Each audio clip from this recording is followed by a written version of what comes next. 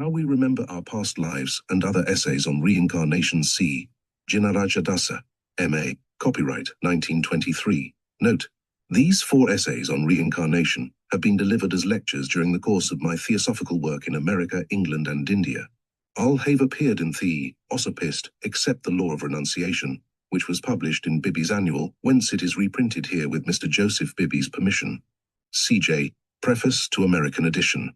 A new school of thought is arising to challenge long-accepted views of life. Its keynote may be said to be evolutionary creation. It is an exposition of the phenomena that surrounds us in terms that are both scientific and idealistic. It offers an explanation of life, of the origin of our fragment of the universe, of hidden and mysterious natural laws, of the nature and destiny of man that appeals with moving force to the logical mind. This school of thought is at the same time both iconoclastic and constructive, for it is sweeping away old dogmas that are no longer tenable in the light of rapidly developing modern science, while it is building a substantial structure of facts beneath the age-long dream of immortality. The literature that is growing out of ideas which are so revolutionary in the intellectual realm and yet are so welcome to a world groping through the fogs of materialism is receiving a warm welcome in other lands, and it should be better known here. The publishers. How We Remember Our Past Lives.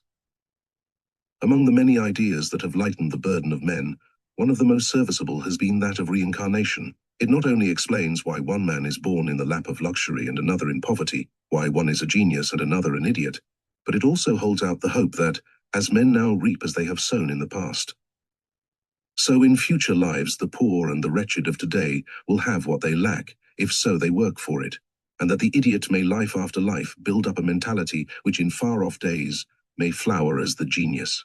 When the idea of reincarnation is heard of for the first time, the student naturally supposes that it is a Hindu doctrine, for it is known to be a fundamental part of both Hinduism and Buddhism. But the strange fact is that reincarnation is found everywhere as a belief, and its origin cannot be traced to Indian sources.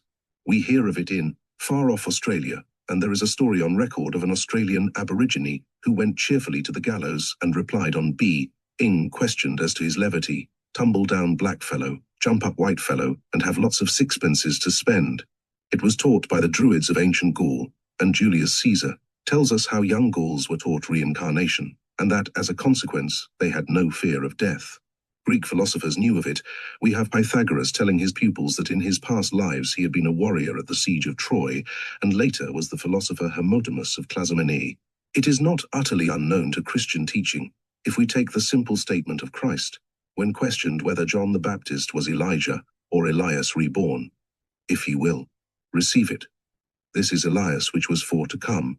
And he follows up the statement with the significant words, "He that hath ears to hear, let him hear." In later Jewish tradition, the idea is known, and the Talmud mentions several cases of reincarnation. There are many to whom reincarnation appeals most forcibly, and Schopenhauer does, but little exaggerate when he says, "I have also remarked that it is at once obvious to everyone who hears of it for the first time. Some believe in the idea immediately. It comes to them like a flash of light in thick darkness, and the problem of life is clearly seen with reincarnation as the solution.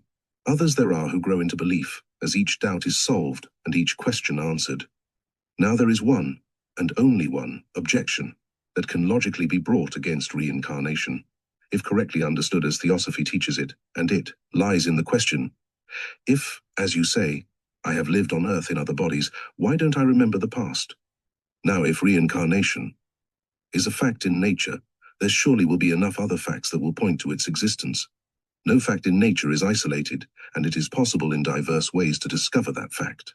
Similarly, it is with reincarnation. There are indeed enough facts of a psychological kind to prove to a thinker that reincarnation must be a fact after all, and not a theory. In answering the question why we do not remember our past lives, surely the first necessary point is to ask of ourselves what we mean by memory. If we have some clear ideas as to the mechanism of memory, perhaps we may be able to understand why we do not or do remember our past days or lives. Now, briefly speaking, what we usually mean by memory is a summing up.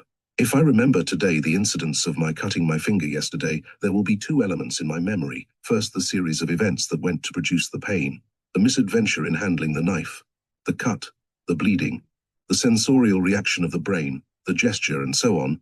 And second, the sense of pain. As days pass, the cause of the pain recedes into the periphery of consciousness, while the effect as pain still holds the center. Presently, we shall find that even the memory of the pain itself recedes into the background, leaving behind with us not a direct memory, as an event, but an indirect memory as a tendency to be careful in the handling of all cutting implements. Continually, this process is taking place. The cause is forgotten, though recoverable under hypnosis from the subconscious mind, while the effect, transmuted into tendency, remains. It is here that we are specially aided by the brain. We are apt to think of the brain as a recorder of memory without realizing that one of its most useful functions is to wipe out memories.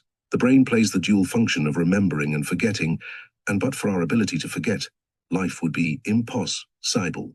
If each time we tried to move a limb, we were to remember all our infantile efforts at movement, and the hesitation and doubt, and perhaps actual pain involved, our consciousness would be so overwhelmed by memories that the necessary movement of the limb would certainly be delayed or not made at all.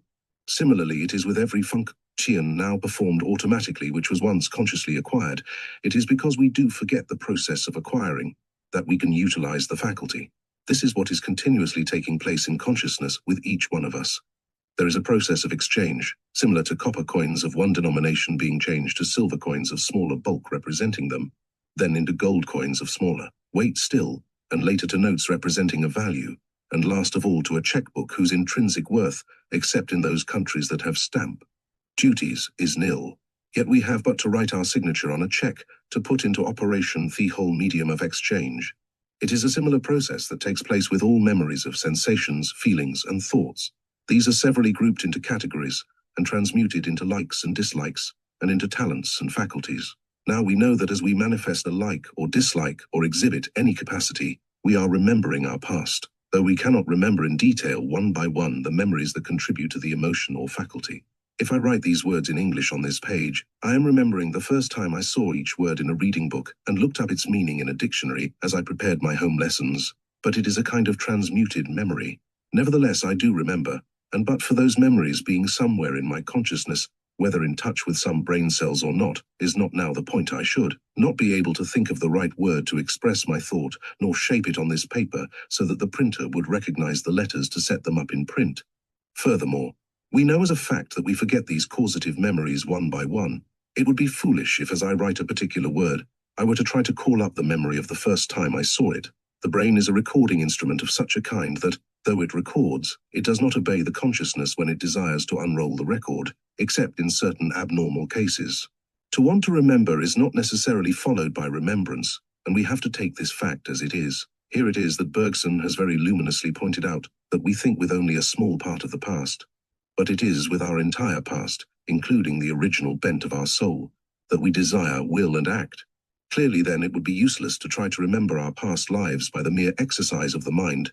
Though thought can recall something of the past, it is only a fraction of the whole. But on the other hand, let us but feel or act, and then at once our feeling and action is the resultant of all the forces of the past that have converged on our individuality. If therefore we are to trace memories of our past lives in our present normal consciousness, we must note how we feel and act, expecting to recover little of such memories in a mere mental effort to remember. Every feeling and act, then, can be slowly traced to its component parts of impressions from without and reactions from within.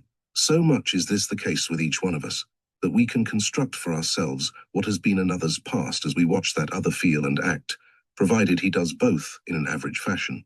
But if a manifesta mode that is not the average mode of thought or feeling, then he becomes incomprehensible and needs explanation, since then average feelings and actions can be readily explained as the result of average experiences. Unusual feelings and actions must be explained as having an unusual causation. If the present writer were to deliver a lecture in English in India, where so many can speak English, each of his listeners would take for granted that he had been to school and college, without perhaps inquiring further when and where. But were he, instead of speaking in English, to speak in Italian, at once then each would be curious to know how and when that faculty of speaking in Italian had been grown. Furthermore, if an Italian were present in the audience, he would know that the speaker must have been in Italy or must have spent considerable time among Italians. Wherever there is any manifestation of feeling or action, as indeed of some expressions of thought too, which has something of the quality of the expert, then we must construct for that faculty a slow growth through experiences that result from experiments along that particular line. Now, each one of us has qualities of an average kind, as also a few of an expert kind.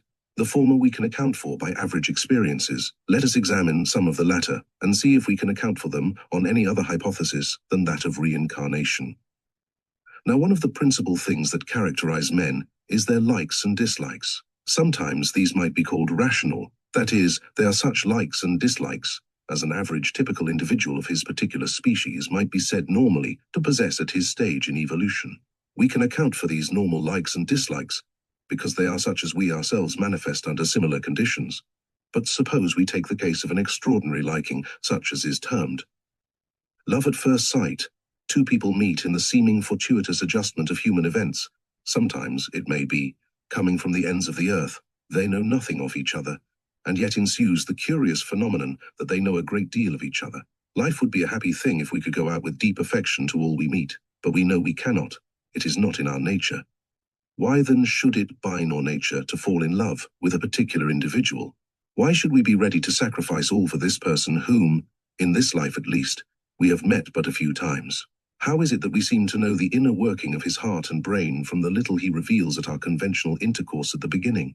Railing in love is indeed a mysterious psychological phenomena, but the process is far better described as being dragged into love, since the individual is forced to obey and may not refrain.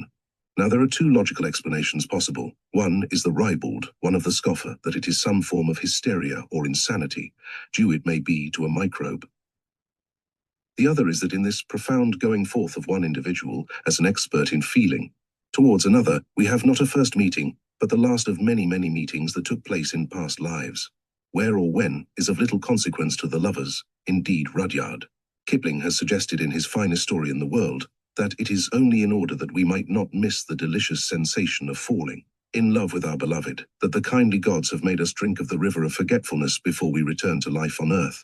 The principal thing to note in this emotional mood of being in love is that the friendship is not as one that begins, but as one that is continued. And in that psychological attitude of the two lovers we have the remembrance of past lives when they met and loved and sacrificed to each other. Not dissimilar to this unusual liking that is falling in love is the unusual disliking that is not so very rare in human experience. Certain normal dislikes we can readily account for, but take the case of two individuals meeting for the first time. It may be knowing nothing, even by hearsay, of each other. And then we have sometimes the striking phenomenon of one of the two drawing back from the other, not outwardly by gesture but inwardly, by a feeling or an intuition. In all such cases of drawing back, the curious thing is that there is no personal feeling. It is not a violent feeling of I do not like you, but far more an impersonal state of mind where almost no feeling manifests, but may be paraphrased into, it is wise to have little to do with you. Sometimes we follow this intuition, but usually we brush it aside as unjust, and then turn to understanding our acquaintance with the mind. Not infrequently it then follows that we begin to like him, perhaps even to love him. We forget our first impression or put it aside as mere irrational impulse. Now, there are many such revulsions that are purely irrational impulses, but there is a residue of cases where after events show that the dislike was not an impulse but an intuition. For it may happen, after years have passed of intercourse with our friend, that suddenly, without any warning, he, as it were, stabs us in the back and deals us a mortal blow, and then in our grief and humiliation, we remember that first impression of ours and wish that we had followed it. Whence came this first impression? Reincarnation offers a solution, which is that the injured had suffered in past lives at the hands of the injurer, and it is the memory of that suffering that flashes to the mind as the intuition. More striking still are those cases where there exist at the same time like and dislike, love and resentment. The writer well remembers a lady describing her attitude to a friend to whom she was profoundly attached in the following words: I love him, but I despise him. I wonder how many wives say this daily of their husbands, or husbands of their wives. Why should there be this incomprehensible jumble of contradictory feelings? The clue is strikingly given by W.E. Henley in his well-known poem, Or Ever the Knightly Years Were Gone with the Old World to the Grave. I was a king in Babylon, and you were a Christian slave. The poet goes on to tell us how the king saw and took and toyed with the maid and, as is a man's way, finally cast her aside. But she loved him well, but heartbroken at his treatment committed suicide. Now it is obvious that the girl dies full of both love and resentment. And since what we sow we reap, each in the rebirth reaps an emotional attitude the result of past causes. For this time the man loves, and desires to possess her. She loves him in return, and yet does not permit him to have his heart's desire. The pride I trampled is now my scathe, for it tramples me again. The old resentment lasts like death. For you love, and yet you refrain. I break my heart on your hard unfaith, and I break my heart in vain. Henley sees with his poetic vision that the present situation as between the two cannot be the end in eternity. There must be a true loving and understanding of each other at the long last. And so the poem ends with the man's pride in his past and resignation in the present. Yet not for an hour do I wish undone the deed beyond the grave, when I was a king in Babylon, and you were a virgin slave. There can only be one ending, that of the fairy tale, since it needs must be a universe where there is one who loves. That journeys end in lovers meeting, every wise man's son doth know. We have so far been considering the manifestations of an individual's emotional nature, and it is obvious that because of his own experiences, he will be able to understand the emotions of others, so long as such emotions are in the main of like nature. But what of those individuals who thoroughly understand such experiences as have not come to them? Shakespeare understands the working of a woman's heart and mind, and too, all the intricate mental and emotional processes of the traitor. Dickens knows how the murderer feels after committing the crime. Furthermore, some gifted men and women, experiencing emotions, generalize from them to what is experienced by all, while one not so gifted, though once bitten, is not twice shy, nor is made appreciably wiser by the same experience coming to him over and over again. The gifted few, on the other hand, will fathom the universal quality in a single experience, and from it will anticipate many of like nature. For themselves, and sometimes for others too, they will state their experiences, reduced to algebraic formulae, as it were, each formula including in one general statement all particular cases. Their thoughts and feelings are like aphorisms, with the transformation of many experiences into one experience. Now, to generalize from our particular emotions is as rare a gift as to originate a philosophy from the particular thoughts we gain about things. Yet it is this generalization from particular emotions that is characteristic of a poet. And the more universal are his generalizations, the greater is he as poet. Why then should an individual here and there have this wonderful ability of seeing particular men as representatives of types, and particular emotions as expressions of universal emotions? We say that such a man is a genius, but the word genius merely describes and does not explain. There are geniuses in every department of life: religion, poetry, art, music, statesmanship, the drama, generalship in war and in commerce, and in many other phases of life. These geniuses are characterized by many abnormal qualities. They are always men of the future and not of their day, and each genius is a lawgiver to future generations in his own department of activity, and, above all, they live emotionally and mentally in wide generalizations. Whence comes this wonderful ability? One explanation offered is heredity. But how far does heredity really explain genius?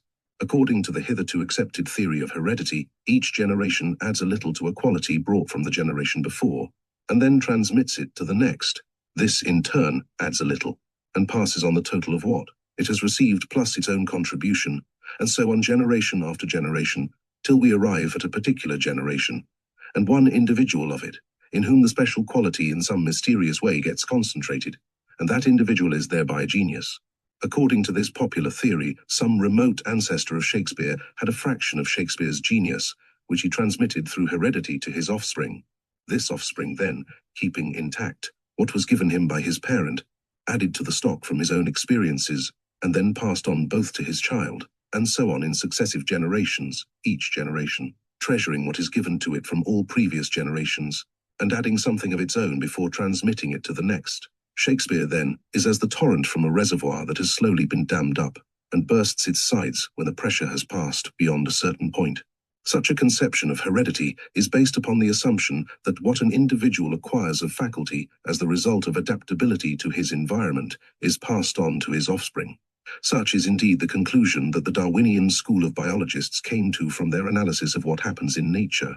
But biological research during the last 25 years has been largely directed to testing the validity of the theory of the transmission of acquired characteristics. And not only has not one indisputable instance yet been found, but all experiments in breeding and crossing, on the other hand, accumulate proofs to the contrary. The new school of biologists, known as the Mendelians, have therefore come to theories about heredity that are not only novel, but startling. According to them, structural characteristics, upon which must depend the mental and moral capacities of an individual, existed in every ancestor in their fullness and further. They must all have been in the first speck of living matter. Nothing has been added by evolution to this original stock of capacities in protoplasm, and every genius the world has known or will know existed potentially in it, though he had to wait millions of years before there arose the appropriate arrangement of the genetic factors to enable him to appear as a genius on the evolutionary stage. Nature has not evolved the complex brain structure of Shakespeare out of the rudimentary brains of the mammals. That complexity existed in a pinhead of protoplasm. Nature has not evolved the genius. She has merely released him from the fetters that bound him in the primordial protoplasm by eliminating generation after generation such genetic factors as inhibited his manifestation. Bateson sums up these modern theories when he says, "I have confidence that the artistic gifts of mankind will prove to be due not to something added, to the makeup of the ordinary man, but to the absence of factors which in the normal person inhibit the development of these gifts. They are almost beyond doubt to be looked upon as releases of powers normally suppressed. The instrument is there, but it is stopped down." Presidential Address, British Association, 1914. Time alone will show how far the Mendelian conception will need to be modified by later discoveries, but it is fairly certain already that the older Darwinian conception of heredity is untenable, and that if a man is a genius, he owes very little to the intellectual and emotional achievements of his ancestors. If, however, we admit with the Mendelians that a genius is released merely by the removal of inhibiting factors and is not the result of slow accumulations, we have still the original mystery unsolved, and that is to explain the synthetic ability of the genius. We are therefore no nearer really explaining the nature of genius along Mendelian theories than along the Darwinian. The theories of science merely tell us under what conditions genius will or will not manifest, but nothing more.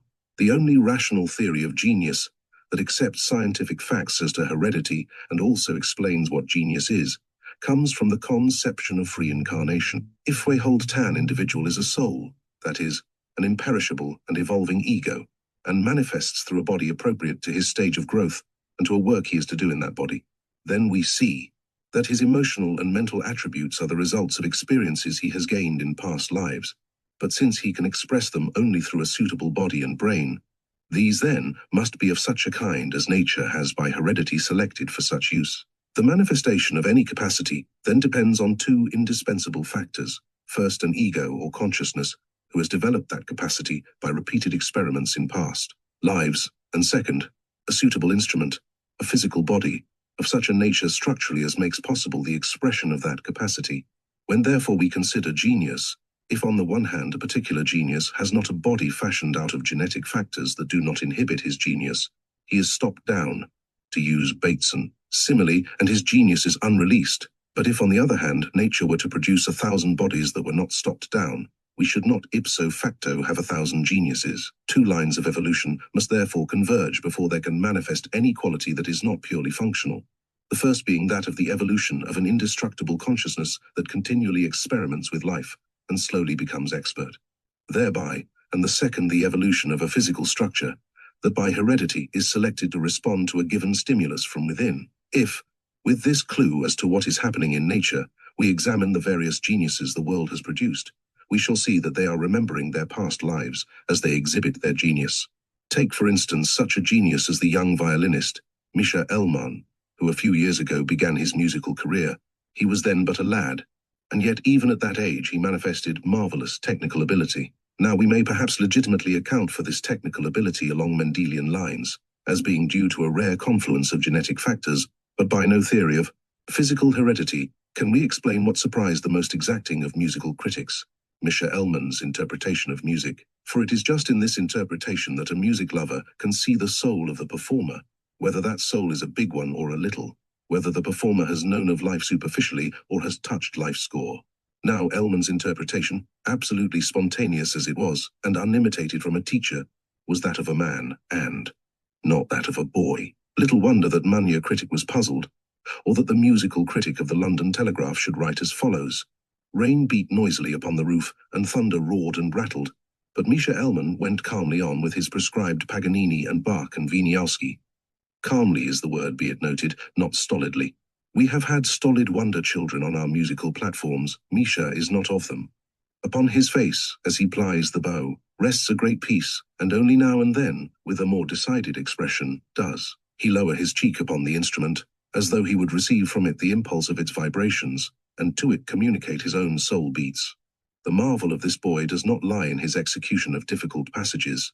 If it did, perhaps we should award it but perfunctory notice, seeing that among the children of our generation there are so many who play with difficult passages much as their predecessors did with marbles. We have gone beyond mere dexterity in bowing and fingering, and can say in the spirit of one of old time, that from the babe and suckling comes now the perfection of such praise as lies within the compass of a violin. Asked to account for this, to explain why Misha Elman, laying cheek to wood, reveals the insight and feeling of a man who has risen to the heights and plumbed the depths of human life, we simply acknowledge that the matter is beyond us. We can do no more than speculate, and perhaps hope for a day in which the all-embracing science of an age more advanced than our own shall discover the particular brain formation or adjustment to which infants owe the powers that men and women vainly seek. Those powers may be the Wordsworthian clouds of glory, brought from another world. If so, what a brilliant birth must that of Misha Elman have been. The boy was heard in a work by Paganini and another by Wieniawski, both good things of their meretricious kind, and both irradiated, as we could not but fancy, by the unconscious genius which shines alike on the evil and the good, making the best of both. Upon the mere execution of these works we do not dwell, preferring the charm of the moments in which the music lent itself to the mysterious emotion of the youthful player, and showed not the painted visage of a mountebank, but the face of an angel. If along lines of reincarnation, we suppose that Misha Elman is a soul who in his past lives has in truth risen to the heights and plumbed the depths of human life, then we have a reasonable explanation for his genius.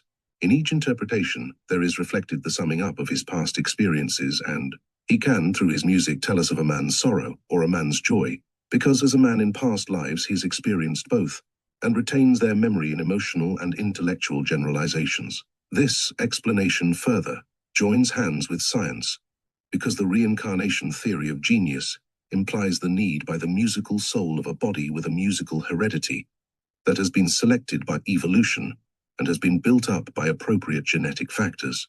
Reincarnation alone explains another genius, who must remain a puzzle according to all other theories. Keats is known in English poetry as the most Greek of all England's poets. He possessed naturally that unique feeling for life that was the treasure of the Greek temperament. If he had been a Greek scholar and steeped in the traditions of Greek culture, we might account for this anima naturaliter Graeca of the Greekless Keats. But when we consider that Keats had little Latin and less Greek, and began life as a surgeon's apprentice and a medical student, we may well wonder why he sings not as a Christian poet should do, but as some Greek shepherd born on the slopes of Mount Etna. The wonder, however, at once ceases if we presume that Keats is the reincarnation of a Greek poet and is remembering his past lives as he reverts to Greek ways of thought and feeling. With reincarnation as a clue, it is interesting to see how a little analysis enables us to say where in the past an individual must have lived. In the culture of the West, there are three main types of reversion: to Rome, to Greece, and to India. Anyone who has studied Roman institutions and the Roman conception of life finds little difficulty in noting how the English temperament is largely that of ancient Rome in a modern garb. The values, for instance, in history, of such historians as Gibbon, Macaulay, Hume, are practically the same as those of Roman historians, Sallust, Tacitus Livy, and the rest. Whereas if we were to take French historians, we shall find them scarcely at all Roman in temperament, and far more akin to the Greek. The equation Tennyson-Virgil is certainly not far-fetched to those who know the quality of both poets. The reversion to Greece we find very clear in such writers as Goethe, Schiller, Lessing. Why should these writers have proclaimed to Germany with unbounded enthusiasm the message of back to Greece, but that they knew from their own experience in past lives what Greek culture had still for men? 4. What is enthusiasm but the springing forward of the soul to experience a freshness and delight in life that it has known elsewhere, and whose call it recognizes again? The seamen of enthusiasm, the pioneers of the future, are as sports or freaks in nature otherwise. Let us but think of them as reincarnated, souls remembering in their enthusiasm their past lives, and they become not sports but the first fruits of a glorious humanity that is to be. Who that has studied Platonism has not been reminded of Platonic conceptions when reading Emerson? Though Emerson has not the originality nor the daring of Plato, yet is he truly Greek. It does not require such a great flight of the imagination to see him as some Alexandrian follower of Plato. How natural, then, too, that Emerson should enter the ministry to give his message, but should find himself unable to do it as a Christian minister, and should strike out a path for himself as an essayist to speak of the world's soul. And who that has studied Indian philosophies does not recognize old Vedantine philosophers in Kant, Fichte, Hegel, and a Buddhist philosopher in Schopenhauer, all reverting to their philosophic interests of past lives and uttering their ancient convictions more brilliantly than ever before? Wherever the deeper layers of a man being are offered to the world in some creation through philosophy, literature, art, or science, there may we note tendencies started in past lives, for the pageant of a man's life is not planned and achieved in the few brief years that begin with his birth, and he that knows of reincarnation may note readily enough where the parts of that pageant were composed. Reincarnation, as it affects large groups of individuals, is a fascinating study to one with a historical bent of mind. I have mentioned that the English race as a whole is largely a reincarnation of the ancient Roman, but here and there we find a sprinkling of returned Greeks in men like Byron, Ruskin, Matthew Arnold, and in those English men and women who have the Greek joy of life and are as strangers in a strange land. Let a turned Greek, wherever he be born in this life, but go to South Italy or Greece, and he will begin to remember his past life in the instinctive familiarity he will feel with the hidden spirit of tree and lake and hill, as none but a Greek can. He will find a joy in the sunshine, in the lemon groves and vineyards and waterfalls that in a Greek land give the message of nature as in no other land. Others there are who, born last life in the Middle Ages somewhere in Europe, perhaps in Italy or Spain or Germany, when they revisit the land of their former birth, will have a strange familiarity with the things that passed before them. In striking ways they read into the life of the people and understand the why of things. To some, this mysterious sense of recollection may be strongest in Egypt or India or Japan, but wherever we have the intuitive understanding of a foreign people, we have one mode of remembering our past lives. It is in the characteristic intellectual attitude of the French that we see the reincarnation of much that was developed in later Greece. The French intellectual clarity and dispace, cyanide keenness to see things as they are, whether they bring material benefits or not, is typically Greek, and, perhaps, could we know more fully of the life of the Phoenicians, we should see them reborn in the Germans of today, and then the commercial rivalry between England and Germany for the capture of the markets of the East would be but the rebirth of the ancient rivalry between Rome and Carthage for the markets of the Mediterranean. An eruption of Greek egos is fairly evident in the United States of America. On the Pacific coast especially, there are many men and women of the simple Greek temperament of the pre-Periclean age, and yet their ancestors were not infrequently New England Puritans. It is in America, too, we have the sophists of Greece in full strength in the new thought writers that spring up in that land month after month. In them we have the same characteristics as had the sophists of Greece, much sound sense, and many a useful wrinkle, an independence of landmarks and traditions, an unbounded confidence in their own panacea, and a giving of their message of the spirit for a consideration. The lack of distinction in their minds in Greece between sophism and wisdom returns in the 20th century as a confusion between the new thought ideas of the divine life and the real life of the spirit. Let us hope that as the sophists help to bring in the golden age of Greece, so the new thoughters are the forerunners of that true thought that is to dawn, which is neither old nor new. Here and there in India, we find one who is distinctly not Hindu. For the most part, the modern Hindus seem scarce to have been in other lands in their late incarnations, but now and then a man or woman is met with for whom the sacrosanct institutions of orthodoxy have no meaning, and who takes up Western ideas of progress with avidity. Some of these are England returned in this present incarnation, and we can thus account for their mentality.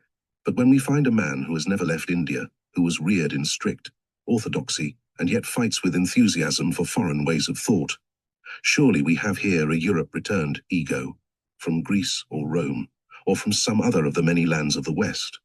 We must not forget to draw attention to the egos from Greece that return to Europe to usher in the age of art.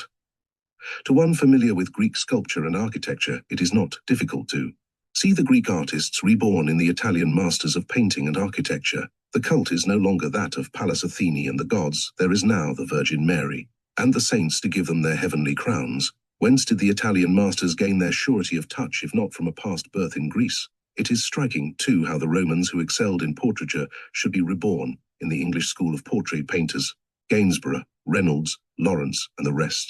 Nor must we forget the band of Greeks that like an inundation swept over the Elizabethan stage. Marlowe, Beaumont, Fletcher, Peele, Johnson, and the rest. Are they not pagans thinly veiled in English garb? They felt life in un-English modes. They first felt and then thought out the feeling. The Greek is ever the Greek whatsoever the language that is given him to speak, and his touch in literature and art is not easily veiled. Strong impressions made on the consciousness in a past life appear in the present, often in some curious mood or mind. Sometimes fears of creeping things, fire, cutting implements, etc., are thus to be accounted for, though sometimes these phobias may only be subconscious remainders of this life. In the cases where we have no subconsciousness of the present body appearing, there is sure to have been some shock, resulting it may be in a violent death in a past life, and the after effects appear now in an uncontrollable fear or in discomfort in the presence of the object that caused the shock. More strange is the attitude of one individual to another, brought over from a past life. Sometimes one sees the strange sight of a girl of 10 or 12 taking care of her mother in a maternal way, as though the positions were reversed, and almost as if she had the onerous duty of bringing up her mother in the way she should go. Of a deeper psychological nature is it when, as sometimes happens, a wife mated to a husband that causes her suffering finds charity towards him possible only when she looks on him not as her husband, but as her child. Here we have a reminiscence of a life when he was indeed her child, and his better nature came out towards her in the relation that he bore to her then. A rather humorous instance of past recollection is found when there has been between the last life and this a change of sex of the body. In the West especially, where there is a more marked differentiation temperamentally between the sexes than in the East not.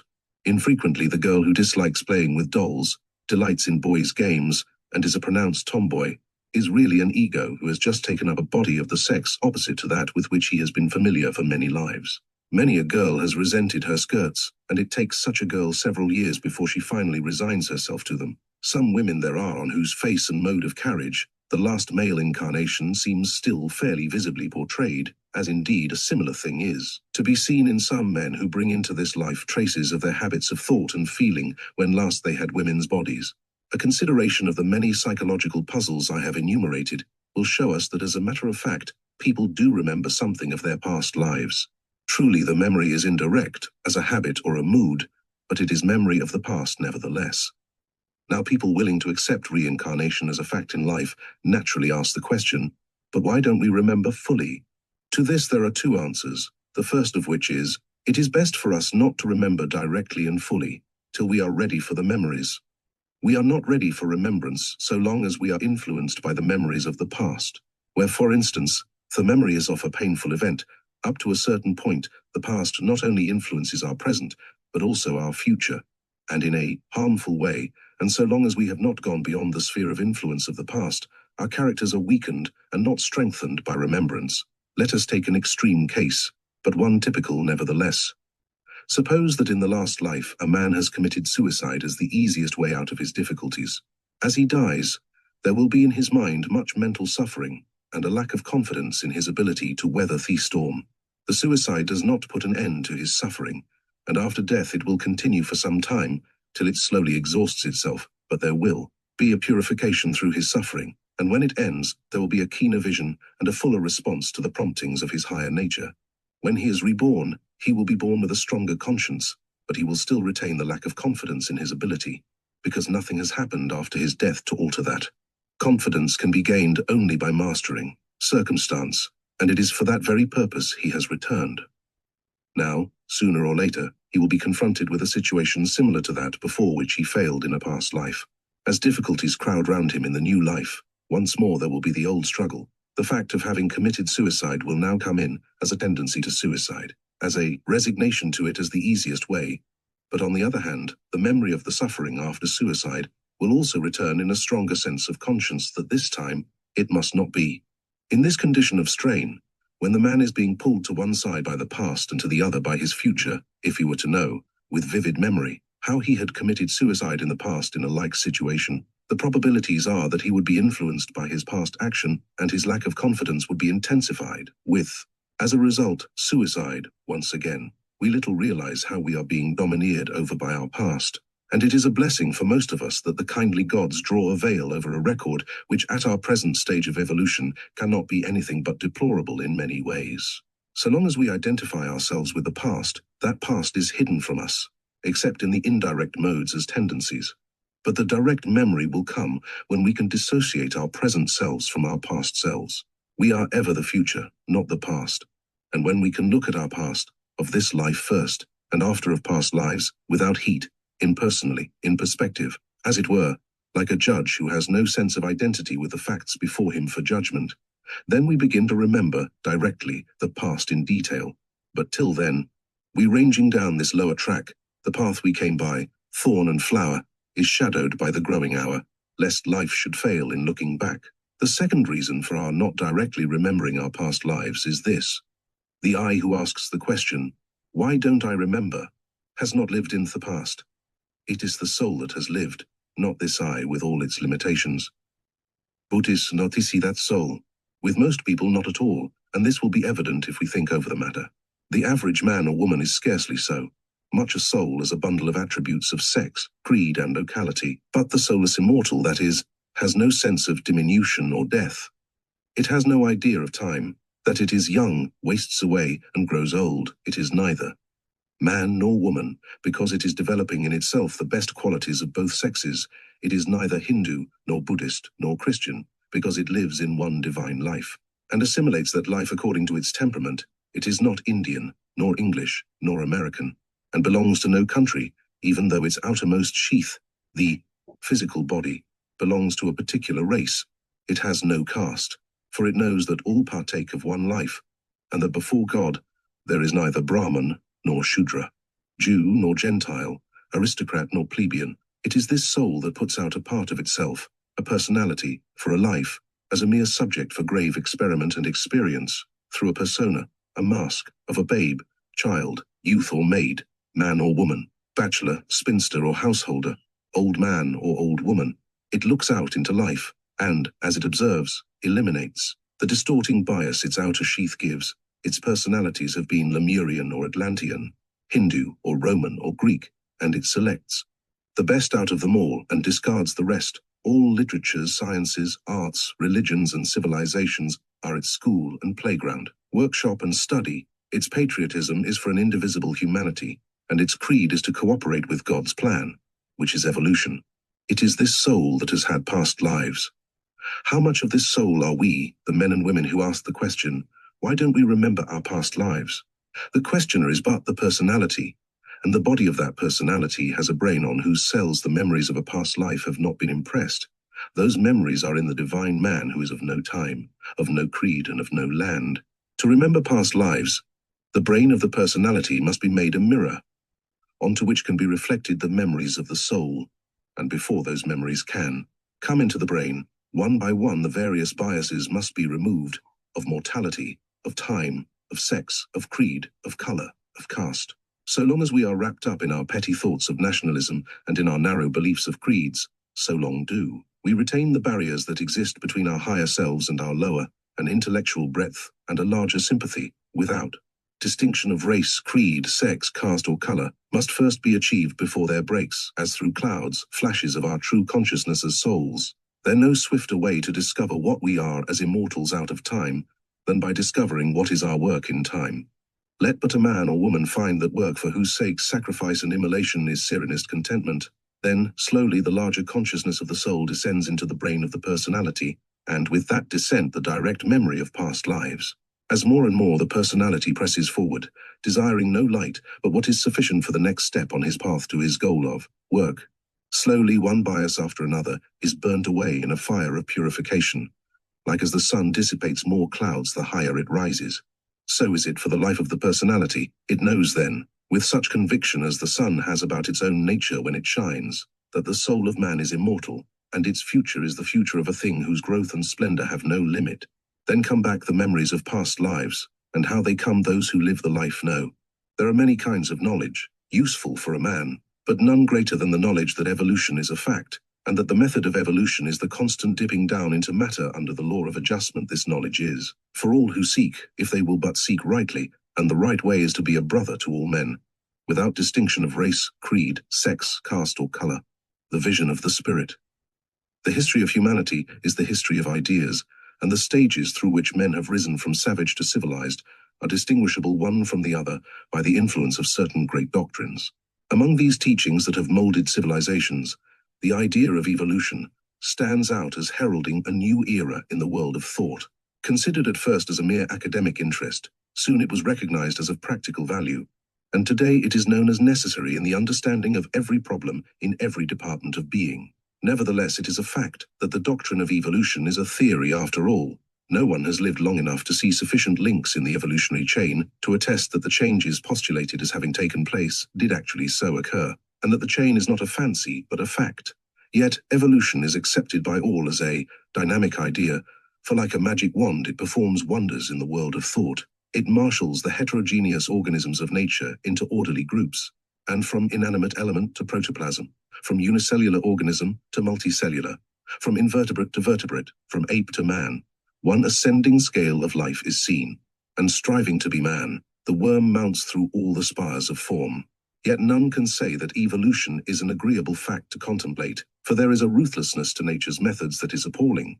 Utterly cruel and wasteful she seems, creating and perfecting her creatures only to prey on each other, generating more than can live in the fierce struggle for existence. Red in tooth and claw with ravin, she builds and unbuilds and builds again, one-pointed only that a type shall survive and reckless of the pleasure or pain to a single life. Men themselves, proud though they be in a fancied freedom of thought and action, are nothing but pawns in a game she plays. The more fully evolution is understood from such facts as scientists have so far gathered, the more justifiably can men say with Omar of their birth, life and death, into this universe, and why not knowing nor whence, like water willy-nilly flowing, and out of it, like wind along the waste, I know not whither, willy-nilly blowing.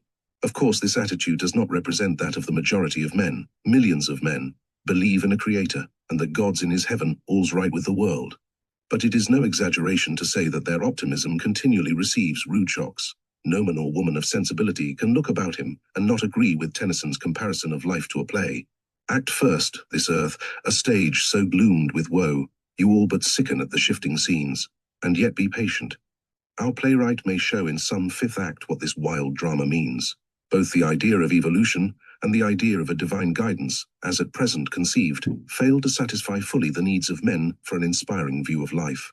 The former indeed shows a splendid pageant of nature, but it has no message to individual man except to make the most of his brief day of life, and stoically resign himself to extinction when nature shall have no further use for him. The latter speaks to men's hearts in alluring accents of a power that maketh for righteousness, but it sees God as existing only in the gaps of that pitiless cosmic order that science reveals. It is obvious, therefore, that any philosophy which postulates an inseparable relation between God and evolution, between nature and man, is worthy of examination. And this is the view of life that Theosophy propounds in the light of one great idea. This idea is that of the evolution of life. Just as modern science tells us of a ceaseless change of forms from protoplasm to man, so Theosophy asserts that there is, pari passu, a changing, growing life. This life does not depend on the forms, though we see it associated with them, and of it, Theosophy says that first it is indestructible, and second that it evolves. It is indestructible, in the sense that when an organism is destroyed, nevertheless all is not destroyed, for there remains a life that is still conscious. If a rose fades and its petals crumble and fall into dust, the life of that rose has not therefore ceased to be, that life persists in nature, retaining in itself all the memories of all the experiences it gained garbed as a rose. Then, in due course of events, following laws that are comprehensible, that life animates another rose of another spring, bringing to its second embodiment the memories of its first. Whenever therefore there seems the death of a living thing, crystal or plant, animal or man, there persists an indestructible life and consciousness, even though to all appearance the object is lifeless and processes of decay have begun. Further, this life is evolving in exactly the same way that the scientist says that an organism evolves. The life is at first amorphic, responding but little to the stimuli from without, retaining only feeble memories of the experiences it gains through its successive embodiments. But it passes from stage to stage through more and more complex organisms, till slowly it becomes more definite, more diverse in its functions. As the outer form evolves from protoplasm to man, so evolves too the life ensouling it. All nature, visible and invisible, is the field of an evolution of life through successive series of evolving forms, and the broad stages of this evolving life are from mineral to vegetable, from vegetable to animal, and from animal to man. The doctrine of a life that evolves through evolving forms answers some of those questions that puzzle the biologist today. Many a fact hitherto considered as outside the domain of science is seen as illustrative of new laws, and existing gaps are bridged over to make the doctrine of evolution more logical than ever. It further shows nature as not wasteful and only seemingly cruel, for nothing is lost, and every experience in every form that was destroyed in the process of natural selection is treasured by the life today. The past lives in the present to attest that nature's purpose is not death-crushing life, but life ever triumphant over death to make out of stocks and stones immortal men. In each human being is seen this same principle of an imperishable evolving life. For man is an individual life and consciousness, an immortal soul capable of living apart from the body we usually call the man. In each soul the process of evolution is at work, for at his entrance on existence as a soul, he is feeble and chaotic in his consciousness, vague and indefinite in his understanding of the meaning of life, and capable only of a narrow range of thought and feeling. But he too evolves, from indefinite to definite, from simple to complex, from chaos to order. Man's evolution is by successive manifestations in bodies of flesh, passing at the death of one body, to begin life once more in another new one. And in this passage he carries with him the memory of all experiences he has gained in the past behind him. This aspect of the evolution of life as it affects men is called reincarnation. As all processes of nature are intelligible on the hypothesis of an evolution of organisms, so all that happens to men becomes comprehensible in the light of reincarnation, as the former links all forms, by species and genus, family and order, class and group, sub-kingdom and kingdom, into one unbreakable chain, so the latter binds all human experiences into one consistent philosophy of life. How reincarnation explains the mysteries around us and inspires us we shall now see. Imagine with me that existence is a mountain, and that millions are climbing to its summit. Let many, many days be needed before a traveler comes to his goal. Then, as he climbs day after day, the proportion of things below him and above him will change. New sights will greet his eyes, new airs will breathe around him. His eyes will adjust themselves to new horizons, and step by step, objects will change in shape and proportion. At last, on reaching the summit, a vast objects will change shape and proportion, clearly every part of the road he climbed, and why it dipped into this valley and circled that crag. Let this mountain typify existence, and let the climbers up its sides be men and women who are immortal souls. Let us now think for a moment of travelers at the mountain's base, who are to climb to its summit. We know how limited must be their horizon, and how little they can see of the long path before them. Let such travelers typify the most backward of our humanity, the most savage and least intelligent men and women we can find today. According to reincarnation, these are child souls, just entering into existence to undergo evolution, and to be made into perfect souls. To understand the process of evolution, let us watch one of them stage by stage, as he climbs the mountain. The first thing that we shall note is that this child's soul manifests a duality, for he is soul and body. As a soul he is from God, but as a body he is from the brute. The Lord let the house of a brute to the soul of a man, and the man said, "Am I your debtor?" And the Lord, "Not yet, but make it as clean as you can, and then I will let you a better." The body he occupies has in it a strong instinct of self-preservation, stamped upon it by the fierce struggle for existence of its animal progenitors. He himself, as a soul coming from God, has intuitions as to right and wrong, butus aeth at laeni will. The body demands for its preservation that he be self-assertive and selfish. Lacking the will to direct his evolution, he acts as the body impels, the vision of the separated self. Hence, at this earliest stage of the soul, his vision of life as he climbs is that of the separated self.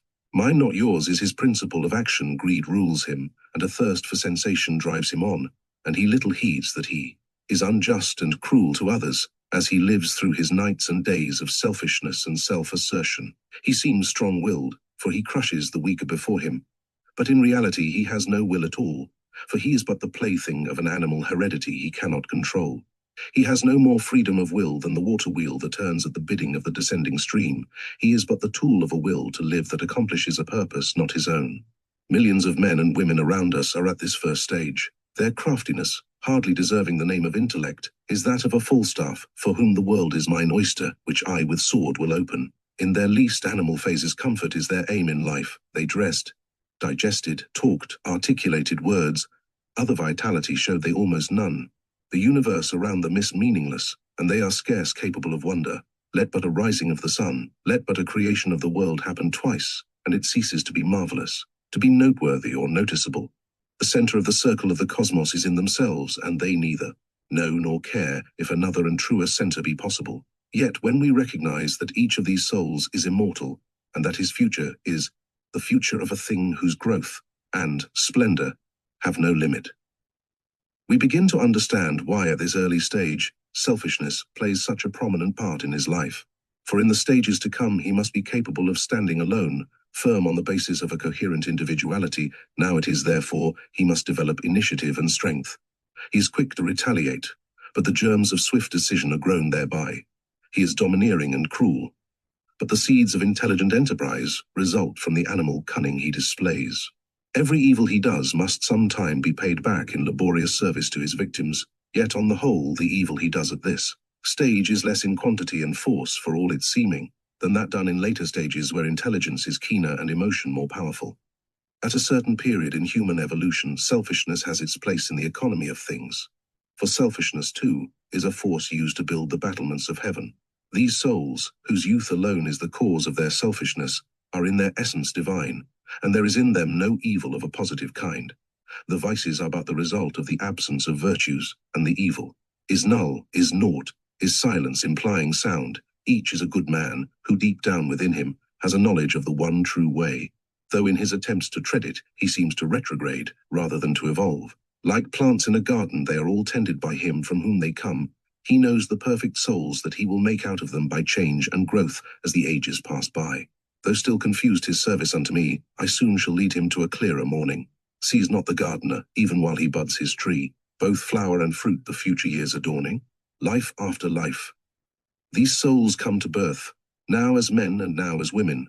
They live a life of selfishness, and they die, and hardly any change will be noticeable in the character, but slowly there steals into their lives a dissatisfaction. The mind is too dull to grasp the relation of the individual to the whole, and the imagination is too feeble to realize that man doth not live by bread alone. Hence it is that the thousand natural shocks that flesh is heir to are duly marshalled and employed to ruffle their self-centered contentment. Old age and death cast over them shadows that have no power to sadden a philosophic mind. Disease and accident lie in wait for them to weigh down their spirits and make them rebel against a fate they do not understand. Till their hearts shall enshrine a divine purpose, a hound of heaven pursues them, and naught shelters thee, who wilt not shelter me. Thus are they made ready to pass on to the next stage. The foundations of abilities have been laid, and the individual is firm on a basis built through selfishness. Now has come the time to begin the laborious work of casting out the self, and so there opens before the soul's gaze the vision of the next stage. According to the type of soul, this vision is either the vision of the mind or the vision of the emotions. There are in life two main types of souls, the one in whom intelligence controls emotion, and the other in whom emotion sways the mind. One type is not more evolved than the other. They are both stages to pass through to grow a higher faculty, that of intuition. The vision of the third stage is the vision of the intuition, but to it souls come from the first stage, either through intellect or through emotion. Let us first consider those souls whose evolution is by way of the intellect, the vision of the mind. We shall see in the past of these souls that much intelligence has been developed in the first stage. Their selfishness has made them quick and cunning to adapt opportunities to minister to their comfort. This intelligence is now taken up by the unseen guides of evolution, and the soul is placed in environments that will change mere animal cunning into true intellect. The past good and evil sown by him will be adjusted in its reaping, so as to give him occupations and interests that will force him to think of men and things around him apart from their relation to himself. Instead of weighing experiences in terms of personal comfort, he begins now to group them in types and categories. Little by little he begins to see a material and moral order in the cosmos that is more powerful than his will. Each law of nature, when first seen, is feared by him, for it seems to be there to thwart him, but later, with more experience of its working, he begins to trust it and to depend upon it to achieve his aim. A love of learning appears in him, and nature is no longer a blank page. He has ceased to be a pair of spectacles behind which there is no eye. At this stage we shall see that the selfishness still in him will warp the judgments of his mind. He will be a doctrinaire, a pedant, combative, and full of prejudice. For all his intellect his character will show marked weaknesses, and he will often see and propound principles of conduct which he will not be able to apply to himself. Again and again he will fail to see how little he understands the world, since the world is the embodiment of a life that is more than mind, and whoso understands it with mind alone will misunderstand. Excess of intellect will become in him defect of intelligence, and he will see all things as through a glass darkly. Many a life will pass while he slowly gains experiences through the mind and assimilates them into a truer conception of life. By now, he will have begun to take part in the intellectual life of the world, and when he is on the threshold of the next stage, we shall find him as a worker in science, philosophy, or literature. But his intellect has too great a personal bias still, and it must be made impersonal and pure before the next vision. That of the intuition can be his. Once again, we shall see that there enters into his life a dissatisfaction. The structures which he builds so laboriously as the results of years of work will crumble one by one, because nature reveals new facts to show the world that his generalizations were only partly true. The world for which he toiled will forget him, and younger workers will receive the honors that are his due. He will be misunderstood by his dearest friends, and he is now, if not ceasing, yet intermitting to eat his own heart, and clutches round him outwardly on the not me for wholesomer food. But this suffering, through the reaping of sad sowings of injustice to others through prejudice, brings in its train a high purification. Sooner or later, the soul learns the great lesson of working for work's sake, and not for the fruit of action. Now he knows the joy of altruistic dedication of himself to the search for truth. A student of philosophies, but the slave of none, he now watches nature as it is, and in a perfect impersonality of mind, solves her mysteries one by one. Of him now, can it be said with the Pythagoreans that a great intellect is the chorus of divinity? Thus dawns for him the vision of the intuition. The vision of the emotions I mentioned when describing the transition from the first stage to the second, that there were in the world two main types of souls, those who pass from the vision of the separated self to the vision of the intuition by way of the mind, and those others who develop along a parallel path and pass from the emotions to the intuition. We have just seen how souls are trained through intellect to cast out the self. We shall now see how the same result is achieved for those in whom emotions sway the mind. As the intellectual type showed in the first stage, a marked development of intelligence of a low kind, so similarly shall we find that the souls we are going to consider show during the same stage a great deal of feeling. Not that this feeling will be refined or unselfish, indeed it will mostly be lust and jealousy, with perhaps a little crude religious emotion thrown in, but the character will be obviously easily swayed by emotions, and this trait in the soul is now taken up and worked upon to enable him to pass to the next stage. Following his emotional bent and selfish and oblivious of the feelings of those around him, the soul will compel others weaker than himself to be the slaves of his desires. But the passion and the sense of possession he has of these that minister to his lusts will link him to them life after life, till slowly he begins to feel that they are necessary to his emotional life and not dispensable at will. Gradually his impure passions will be transformed into purer affections, and then he will be brought again and again into contact with them, so that his emotions shall go out impulsively towards them. But the evil he wrought them in the past will now cast a veil over their eyes and make them indifferent to him. He will be forced to love on, to atone for past evil by service, but despair will be the only reward. When in resentment he tries to break the bond that ties him to them, he will find he cannot. He will curse love, only to return, again and again, to love's altar with his offerings. Though life now becomes full of disappointment and despair, in his serener moments he will acknowledge that in spite of the suffering it entailed, his emotional life has slowly opened a new sense in him. He catches now and then glimpses of an undying youth in all things, and the world that seems dreary and aging will reappear under certain emotional stress as he knew it before life became a tragedy. These glimpses are transitory at first, lasting indeed only so long as the love emotion colors his being. But there is for him a time when all the world is young, lad, and all the trees are green, and every goose a swan, lad, and every lass a queen. Life after life, fostered by his transitory loves, this sense will grow in him till it blossoms into a sense of wonder. Then nature reveals in all things in life new values whose significance he can henceforth never wholly forget. While love sways his being, each blade of grass and leaf and flower has to him a new meaning. He sees beauty now where he saw none before. Everything beautiful around him, a face, a flower, a sunset, a melody will link him in mysterious ways to those he loves. The world ceases to be a blank page. Love wakes men, once a lifetime each. They lift their heavy lids and look, and lo I, what one sweet page can teach. They read with joy, then close the book. And some give thanks, and some blaspheme, and most forget.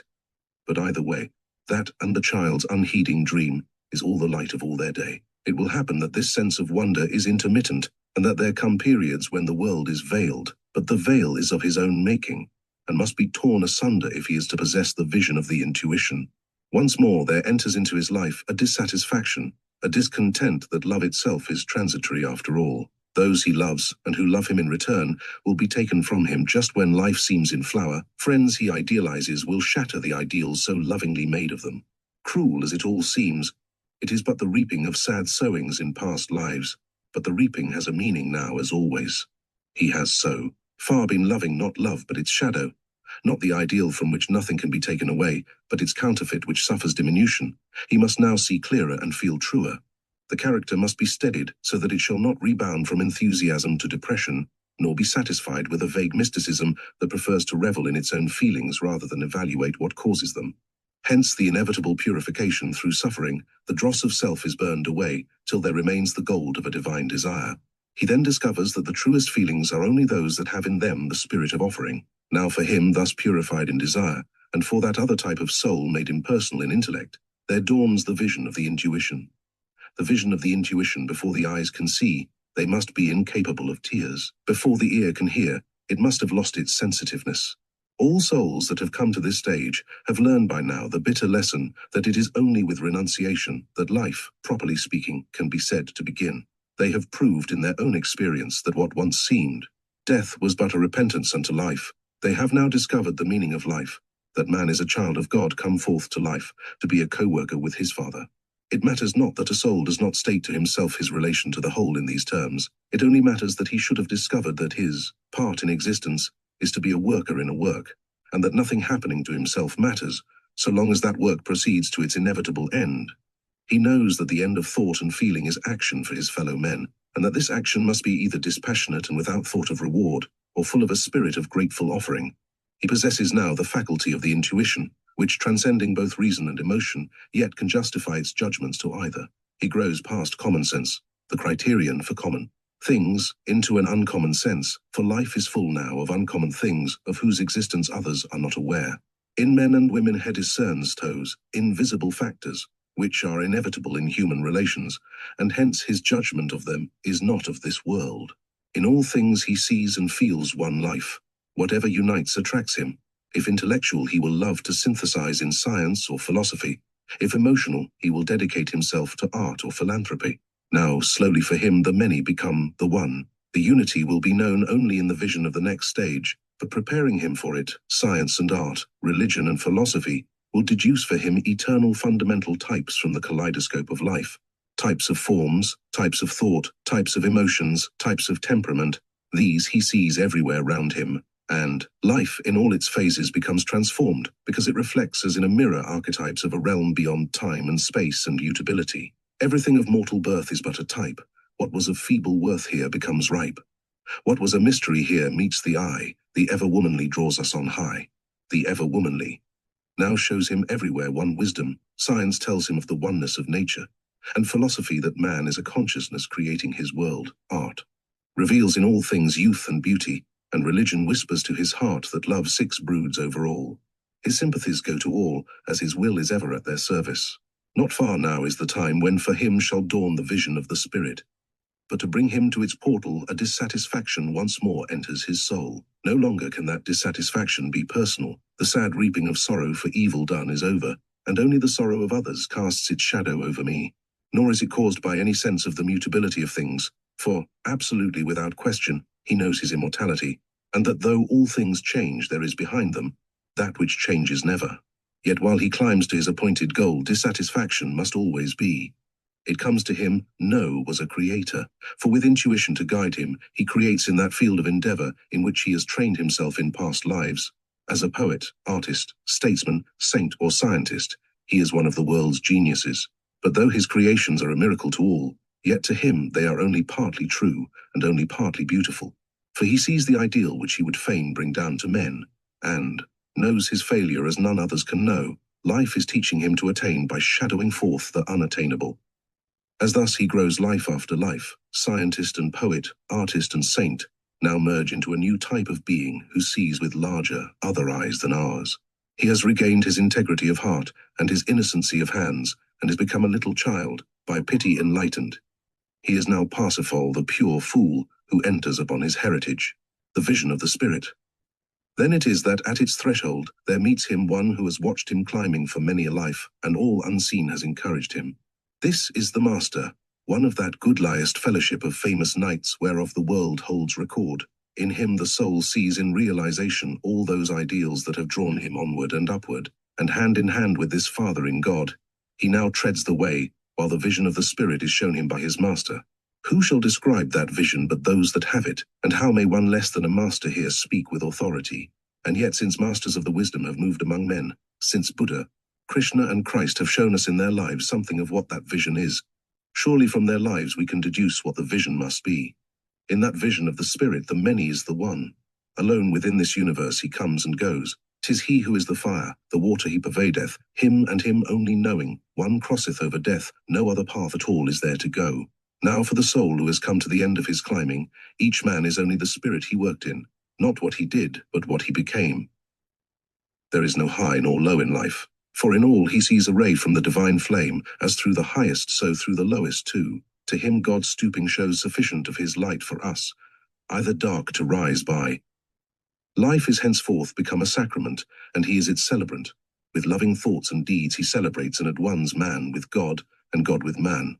He discerns, purifies in himself, and offers to God infinite passion and the pain of finite hearts that yearn. From God on high he brings to men what alone can satisfy that yearning. He has renounced the will to live, and thereby has made its purpose his own. Foregoing self, the universe grows. Yet he knows with rapture that that I is but a tiny lens in a great light. Henceforth he lives only that a greater than he may live through him, love through him, act through him, and evermore shall his heart whisper, in heaven or in hell, whithersoever his work may take him. Him know I, the mighty man, resplendent like the sun, beyond the darkness. Him and him only knowing one crosseth over death, no other path at all is there to go. Thus do we, the happy few, the precursors of a new age, see life in the light of reincarnation. As the evolutionist sees all nature linked in one ladder of life, and sky and sea testify to him of evolution, so do we see all men linked in one common purpose, and their hopes and fears, their self-sacrifice and their selfishness testify to us of reincarnation. Life and its experiences have ceased to be for us. An arch wherethrough gleams that untraveled world, whose margin fades forever and forever when I move. No longer can the world be for us as the poet sang, act first this earth, a stage so gloomed with woe, you all but sicken at the shifting scenes. And yet be patient. Our playwright may show in some fifth act what this wild drama means. The fifth act is here before our eyes. It is that vision of the Spirit that is the heritage of every soul, and thither all men are slowly treading. For no other path at all is there to go. The law of renunciation, the joy of life. Is it not everywhere? In plant and animal and man do we not see an instinct for happiness which impels all time to rise from good to better, from better to best? Since God said, let there be light, are not all men seeking to step out of darkness into light blindly, dimly feeling that happiness must be their goal? Yet how few find happiness in life. It is easy to sing, God's in his heaven, all's right with the world, but to sing so long one must be blind to facts. Life is a tragedy to many, and far truer is it described by Tennyson. Act first this earth, a stage so gloomed with woe you all but sicken at the shifting scenes, and yet be patient. Our playwright may show in some fifth act what this wild drama means. Nevertheless, all feel that happiness must be the goal of life, and humanity never errs in its deepest feelings. But then, why should not the attainment of happiness be easier than it is? Man, an evolving soul. There is a philosophy of life which holds that man is an immortal soul, living not one life on earth but many, growing by the experiences he gains in them, manifold capacities and virtues. This philosophy further postulates that all men are the children of one Father, who has created a universe, in order that working therein his children may know something of him, and come to him in joy. According to this theory, the purpose of life is not to achieve a stable condition of happiness for any individual, but rather to train him to work in a plan of an ideal future, and find in that work an ever-changing and ever-growing contentment. From the standpoint of the Theosophist, all men are indeed working for a foreordained ideal future, but they work at different stages according to their differing capacities. A recognition of these stages and the laws of life appropriate to each makes life less the riddle that it is. There are three broad stages on the path of bliss that leads to the highest, good, and they are happiness, renunciation, and transfiguration. The stage of happiness. God calls upon his children at this stage to cooperate with him by offering them happiness as the aim of life. He has implanted in them a craving for happiness and provides work for them that shall make them happy. Love of wife and child and friend, fame and the gratitude of men, success and ease. These are his rewards for those that serve him. Many are the pleasant paths in life for the young souls at this stage, reaping happiness as they prove those pleasures, that hills and valleys, dale and field, and all the craggy mountains yield. Useful as men are in the great work at this stage, yet so long as a man deliberately seeks happiness, his capabilities as a worker are soon exhausted. For soon he settles down in life, the precious gift of wonder slowly fades away, his happiness ceases to be dynamic. Self-centered he calls on the universe to give. But the path to bliss is by work, and if he is to go ever on, he must fit himself for a larger work than has so far fallen to his share. He must enter on the next stage, but for that he must change utterly. Hitherto he has measured men and things by the standard of his little self, henceforth the great self must be his measure.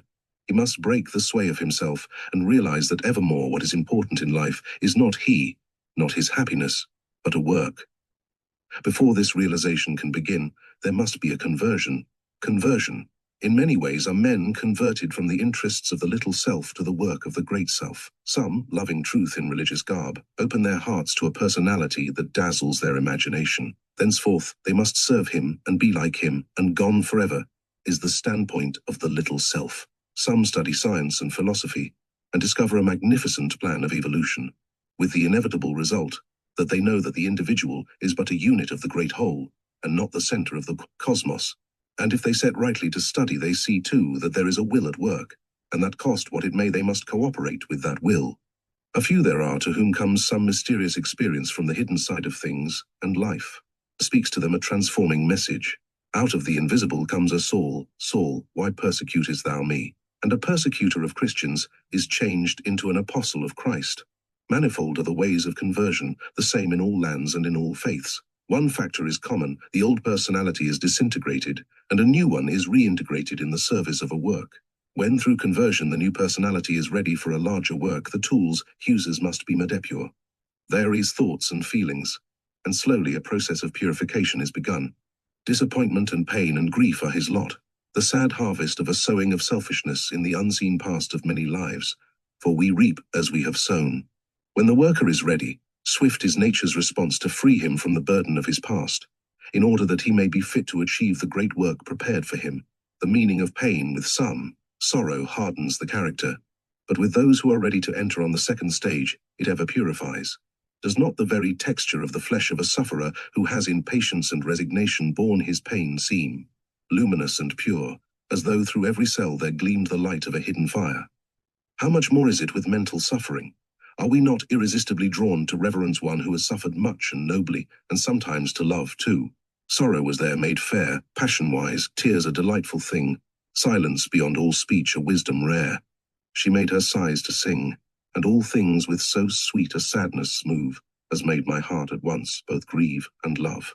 The stage of renunciation life seems full of evil days to those that come to the end of the first stage, but its lesson is clear. That lesson is, thou must go without, go without. That is the everlasting song, which every hour, all our life through, hoarsely sings to us.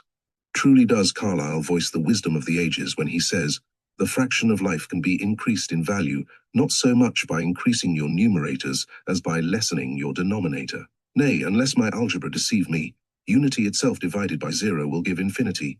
Make thy claim of wages a zero then. Thou hast the world under thy feet. The law of renunciation. All great workers know that the law of renunciation is true, and that it is only with renunciation that life, properly speaking, can be said to begin. There are no great souls that are completely happy, can never be.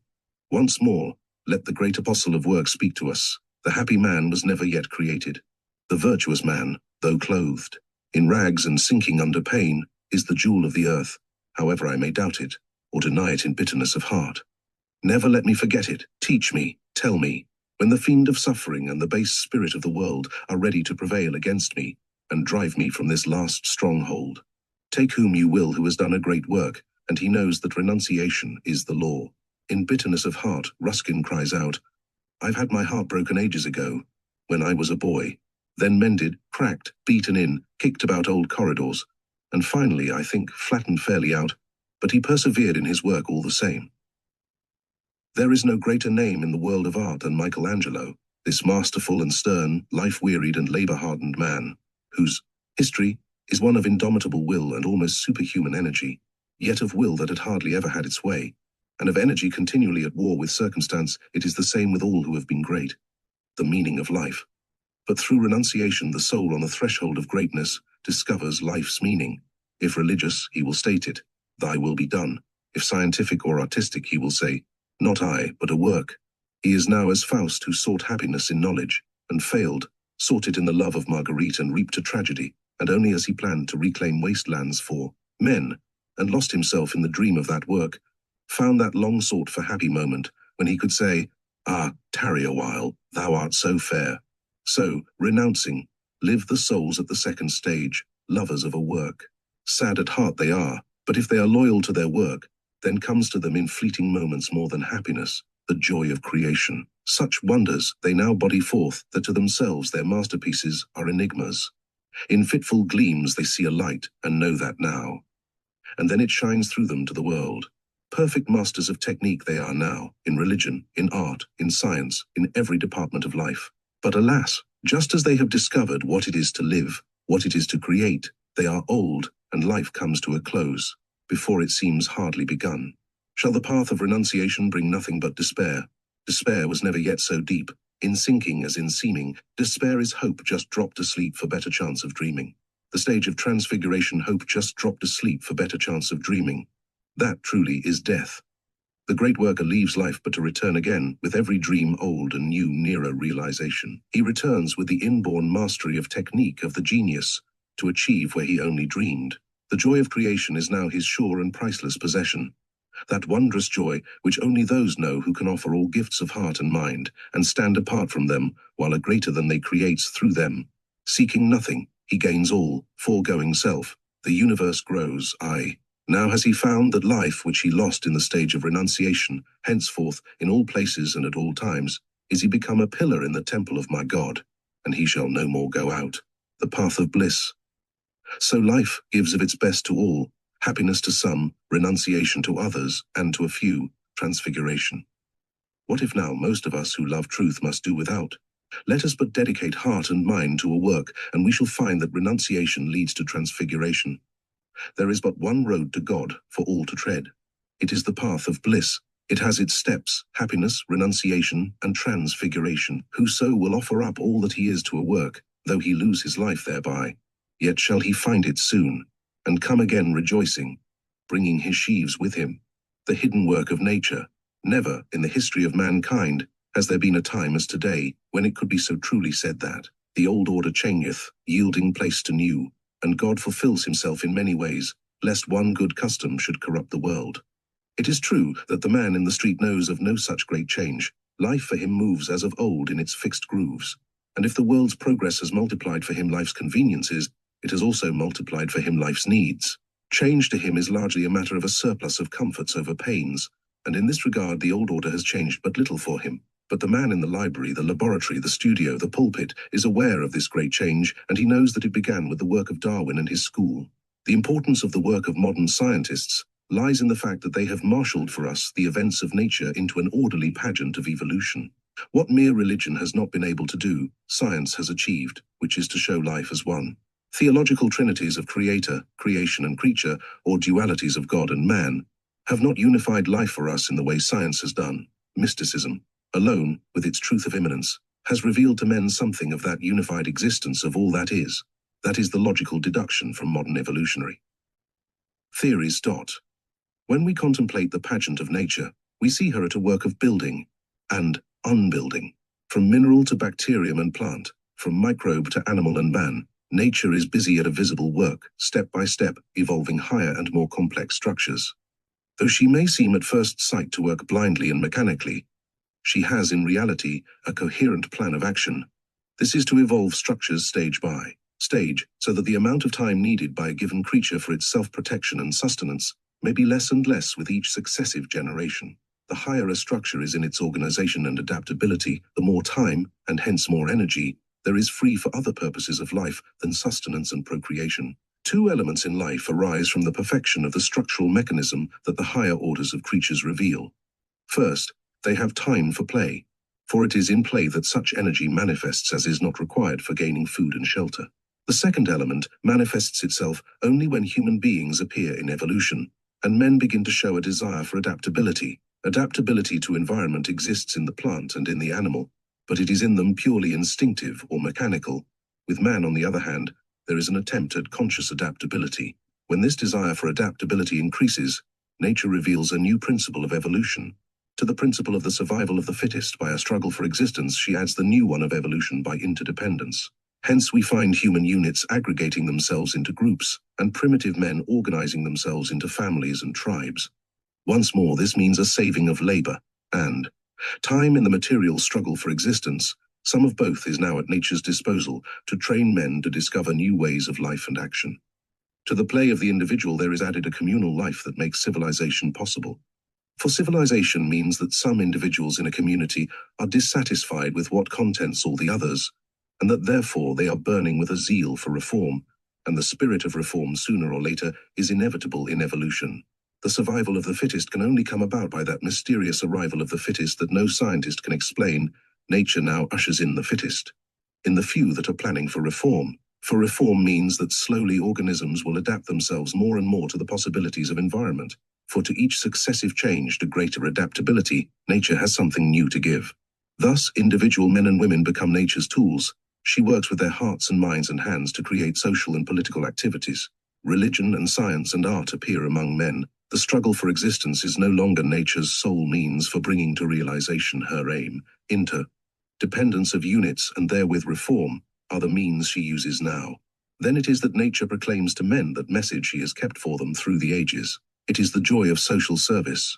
Strange and unreal, as yet, to most men is the thought of such a joy, but evolution has but lately entered on this phase of her work, and ages must yet elapse before social service becomes as instinctive in men as are now self-assertion and selfishness. But that day must inevitably be. The handful of reformers today are as the missing links of a chain that stretches forward from man to Superman. As from the isolation and selfishness of the brute, nature has evolved the interdependence of men, so too is self-sacrifice the next logical step in her evolutionary self-revelation. A more inspiring picture there could hardly be than this of nature at work at her building and unbuilding. Yet there are not a few of dark shadows in the picture. So long as the individual lives only the few brief years of his life, so long as nothing of him remains as an individual after his death, there is a ruthlessness about nature that is appalling. Where is today the glory that was Greece and the grandeur that was Rome? Someday there must be an end to nature's work, in this planet at least where we live. There are dead suns in space, and someday our sun will die out, and every satellite of his will be a frozen world. Careful of the type, nature truly builds form after form, and will build for many an age yet to come. There is indeed a far-off event to which the whole creation moves, but it is to that state when living organisms shall lack what they need for their life. So long as we contemplate nature's visible work only, not the greatest altruist, but must now and then feel the shadow of a great despair, that which alone makes life and self-sacrifice real and inspiring to great souls, the thought and the feeling that their work will endure forever, is lacking when we consider nature's work in the light of modern science alone. Yet many an altruist would be content to die and be nothing thereafter if he could but feel that nature had some pity for his fate. Well, the poet voices this feeling arising from this conception of nature, or of a deity who is as passionless as nature. Life is pleasant, and friends may be nigh. Fain would I speak one word and be spared. Yet I could be silent and cheerfully die, if I were only sure God cared, if I had faith and were only certain that light is behind that terrible curtain. It is here that Theosophy steps in to continue the work of science and explain the true significance of nature's self-revelations. As modern science points to nature's visible work, so Theosophy points to a hidden work of nature. There is a hidden light that reveals to men that nature is but one expression of a consciousness at work, that this consciousness is at work with a plan of evolution, and that this consciousness carries out its plan through us and through us alone. The moment we realize the significance of this message of the hidden light, that men are immortal souls and not perishable bodies, we begin to see that while careful of the type, nature is not less careful of the single life too. For then we see that nature's latest phase, a fullness of life through social service, necessarily involves the recognition of men as souls, for it would be useless for nature to slowly fashion a reformer, unless she could utilize his ability and experience for greater reforms in the future. That his specialized abilities shall not be dissipated would surely then be logical in a nature for which we postulate an aim that persists from age to age. It does not require much profound thought or speculation to deduce from this view of nature's work that men live forever as souls, and that through reincarnation they become fitter tools in nature's hands to achieve her purpose of evolution. Let but reincarnation be considered a part of nature's plan, and at once the tragedy of nature transforms itself into an inspiring and stately pageant. For then the future is ourselves. It is we that shall make the glorious utopias of dreams. We that painfully toil today to fashion bricks for nature's beautiful edifice in far-off days, we, and not others, shall see that edifice in its splendor, and be its very possessors. Though the spirit of action of the best of us is ever a sic vos sed non vobis, yet in reality, like bread cast upon the waters, our work shall greet us ages hence, and we shall then be glad that we have toiled so well now. So comes to us the message of the hidden light that nature is consciously going from good to better, from better to best, and that she works out her splendid purpose through us, who may become her ministers or must be her slaves. The spirit of reform, then, being a part of the evolutionary process, the next point to note is that in all effective reform there are two elements. First, the reform is brought about by individuals working as a group, and second, the group has a leader. It is fairly easy to understand the grouping of individuals cooperating for a common aim as a part of nature's evolutionary plan. Their united action view expresses the social instinct, but it is perhaps less easy to see that nature selects the leader and sends him to a particular group to crystallize dreams and plans into organization and action.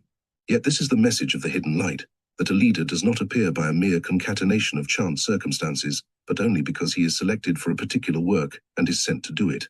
For a leader does not come in evolution as a sport, a passing variant produced nobody knows how.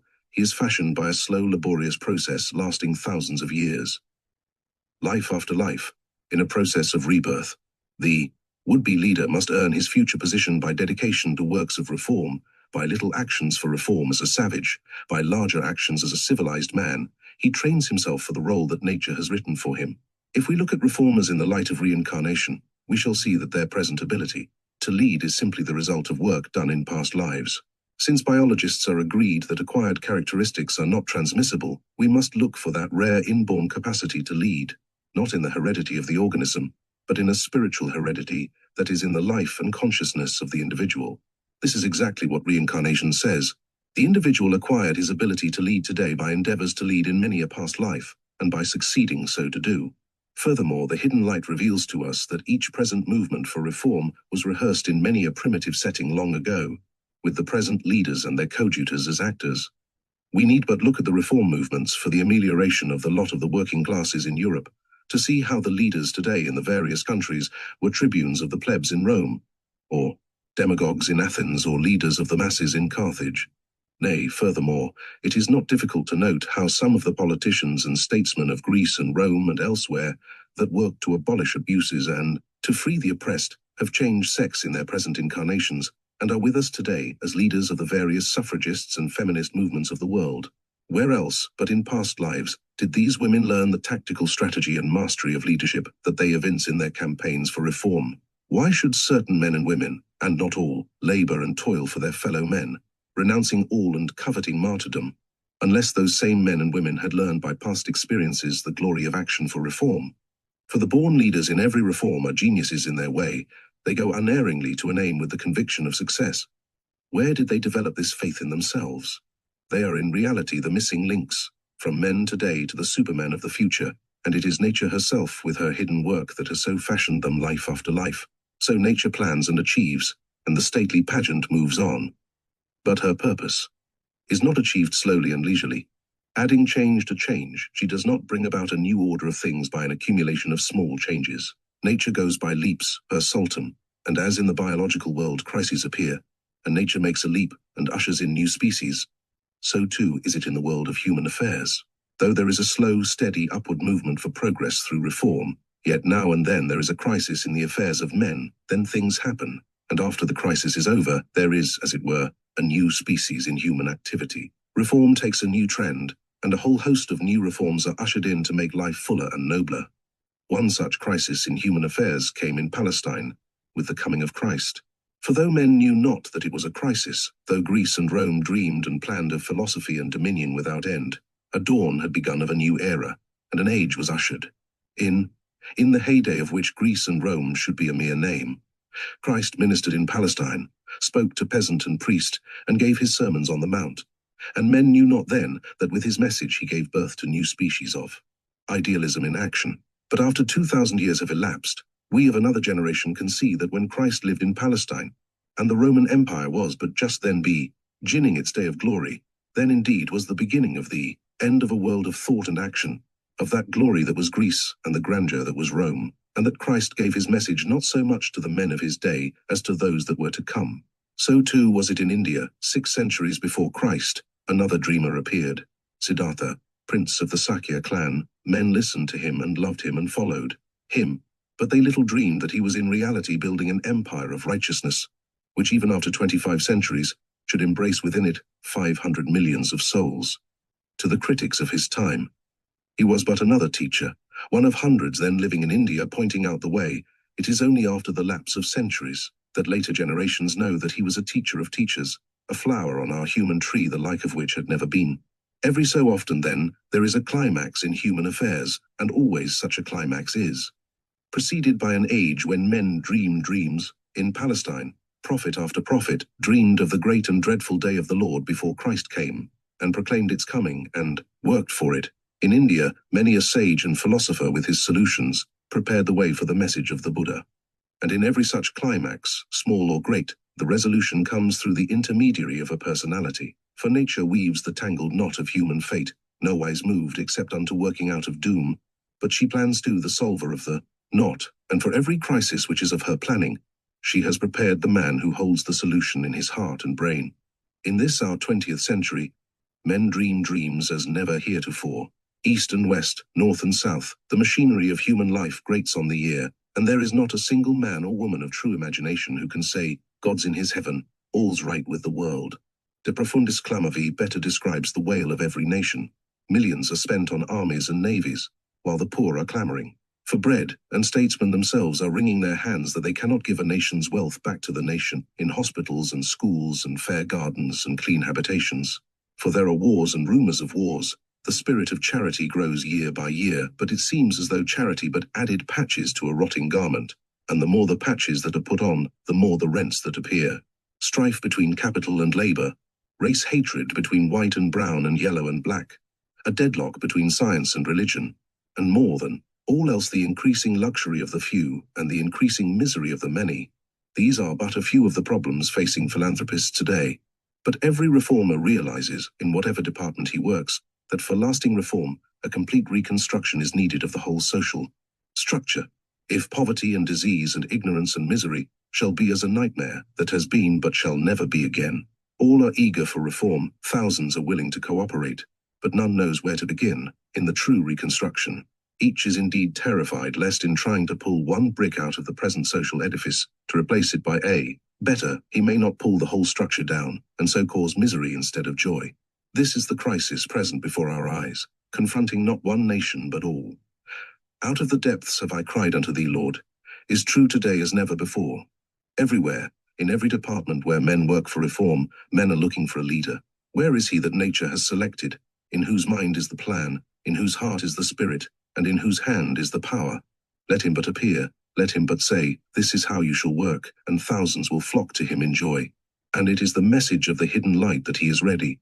For from the hearts of men a cry has gone forth, and from the bosom of God a son shall come. The world is in the birth throes once again for the coming of a son of man, and the young men that see visions today shall in their prime find him in their midst, the wonderful, the counselor, the Prince of Peace.